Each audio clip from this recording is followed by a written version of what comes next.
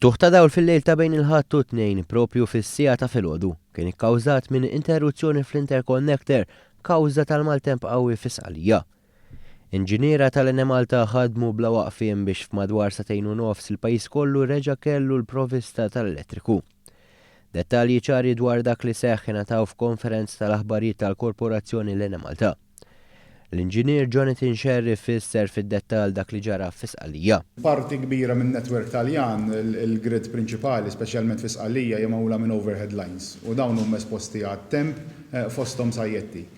Meta n-netwerk intlaqat minn sajjetta dik toħloq disturbance fil-voltaġġ u mbagħad is-sistemi tal-protezzjoni awtomatikament jevalwaw jekk is-sistema tiflaħx għal dik iċ-ċaqlieqa jew inkella jridu jagħmlu safety precaution u jitfu n-netwerk. L-Enemalta qalet ukoll li għaddejja b'investigazzjoni flimkien mal-awtoritajiet u l-operatur fl-Italja għalkemm l-inġiniera tal-kumpanija konfermaw kif ma kien hemm ebda ħsarat fl-interconnector bejn Malta u l-Italja.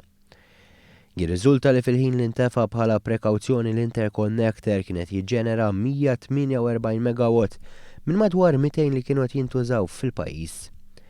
Iċ-ċermen tal-Enemalta Fredrika Zoppardi spjega kif in-nuqqas tal-interconnector inxtelet id-Dellimara l-antika li taħdem bil-heavy fuel oil u l-istqar li kieku domanda l-elettriku kienet ikbar setat kellha tinxtel parti mill-power station tal-Marsa li issa ilha mitfija żmien.